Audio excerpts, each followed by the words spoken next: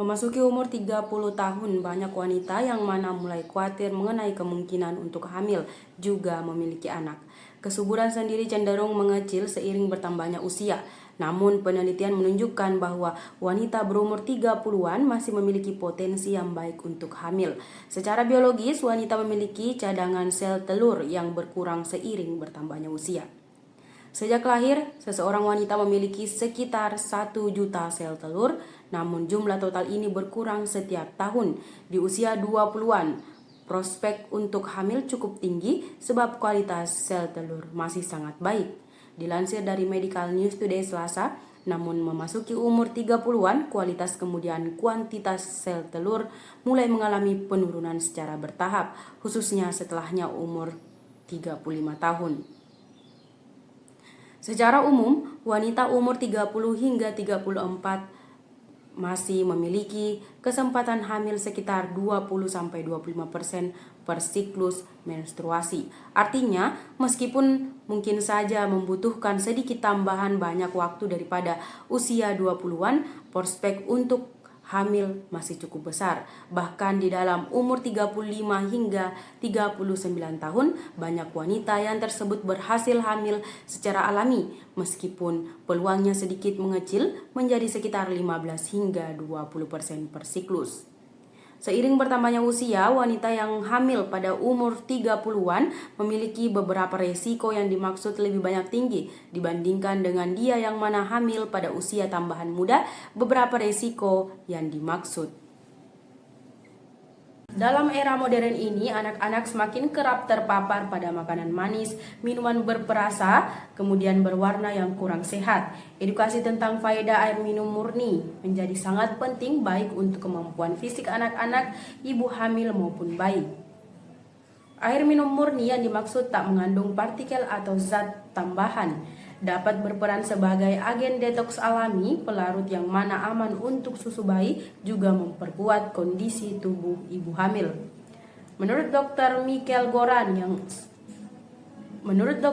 Goran, seseorang ahli nutrisi dari University of Southern California, konsumsi gula berlebih pada anak dapat mempengaruhi metabolisme mereka, kemudian meningkatkan resiko obesitas juga hambatan kondisi tubuh lainnya di tempat masa depan. Disinilah peran penting air minum murni sebagai agen antioksidan alami. Air murni membantu ginjal anak bekerja optimal dan membuang zat-zat berbahaya dari tubuh, kemudian mengempiskan dampak negatif dari konsumsi makanan manis yang digunakan tinggi gula serta pewarna. Dengan menjaga keseimbangan cairan pada tubuh anak, air minum murni mengupayakan fungsi organ vital seperti ginjal lalu hati.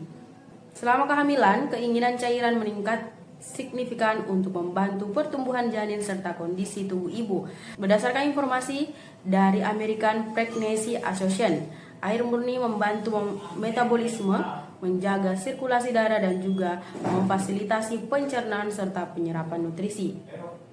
Dengan memverifikasi konsumsi air murni yang tersebut cukup, ibu hamil dapat meyakinkan kondisi tubuh yang mana optimal untuk dirinya serta bayi di kandungannya. Selain itu, air murni juga membantu mengurangi dehidrasi yang tersebut dapat mempengaruhi kemampuan fisik ibu serta peningkatan janin. Menurut Susilo Gunadi selaku Komersial Direktur PT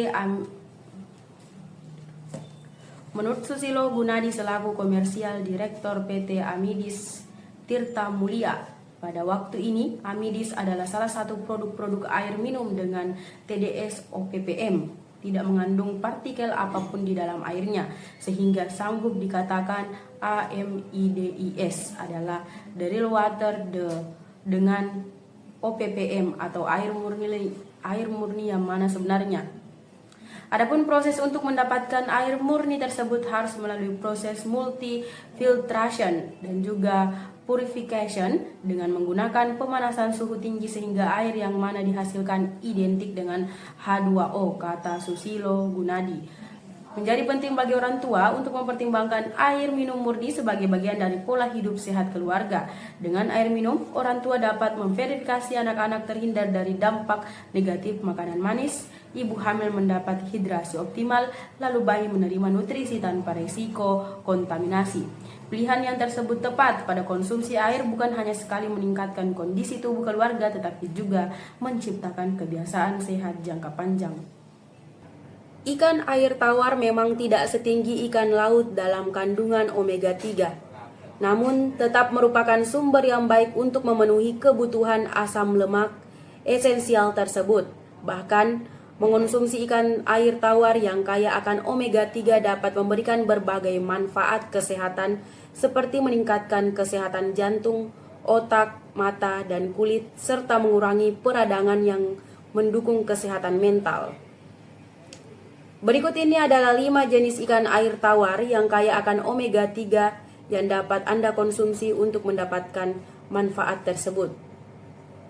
Ikan nila. Ikan nila merupakan salah satu ikan air tawar yang paling populer di Indonesia.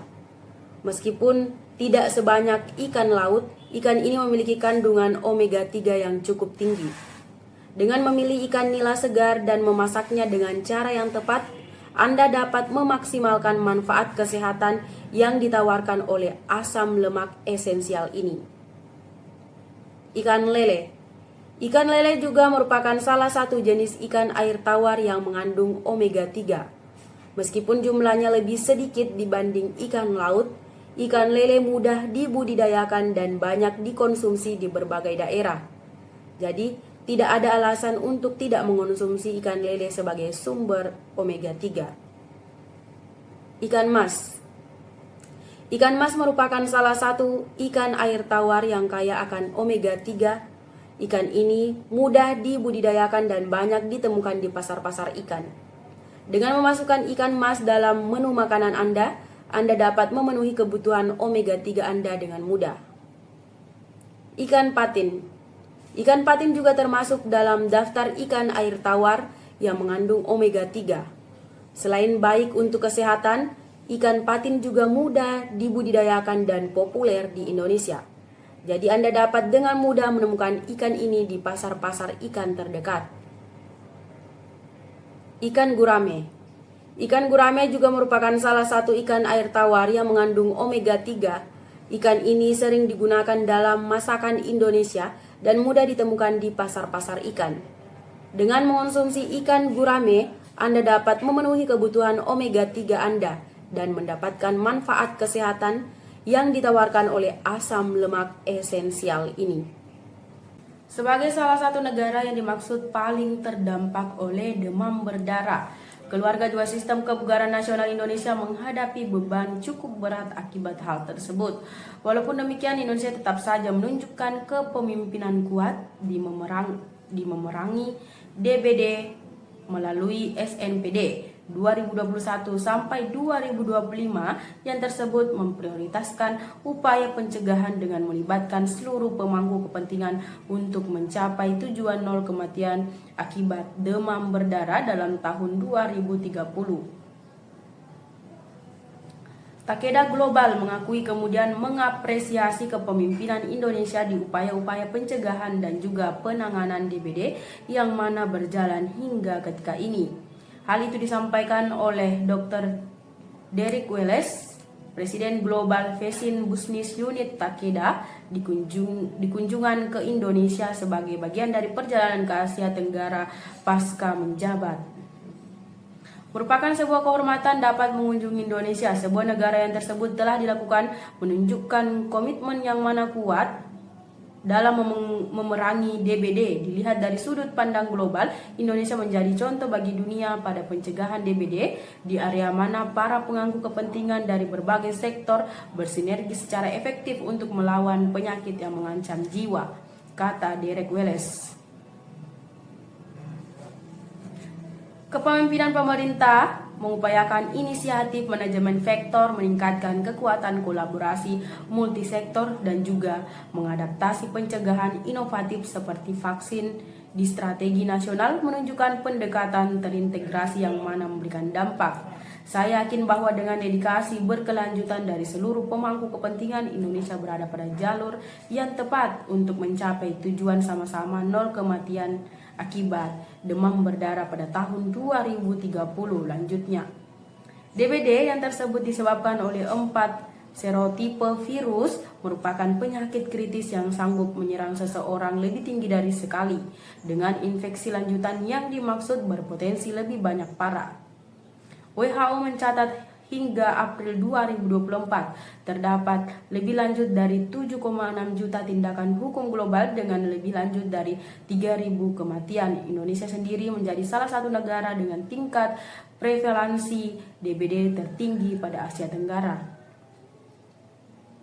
Data Kementerian Kesejahteraan Republik Indonesia menyebutkan lebih besar dari 190 persoalan hukum juga 1.141 kematian dilaporkan hingga minggu ke-36 tahun ini, meningkat dari 114 perkara juga 894 kematian di tempat tahun 2023. Beban perekonomian DBD juga signifikan, di tempat mana BPJS bidang kesehatan mencatatkan pembiayaan hingga 1,3 triliun pada 2023, meningkat tajam dari 626 miliar di tempat tahun sebelumnya. Wakil Menteri Kesehatan Profesor Dr. Dante Saxono Harbuwono menegaskan pemerintah berazam penuh untuk terus memerangi DBD melalui langkah preventif yang dimaksud terintegritas. Melihat peningkatan perkara yang mana terjadi dari tahun 2023 sampai dengan 2024 pada waktu ini menunjukkan perlunya langkah pencegahan yang digunakan lebih tinggi, efektif, lalu inovatif. Untuk itu pemerintah Indonesia menggalang komitmen dengan 6 strategi nasional penanggulangan DBD, ujar Profesor Dante.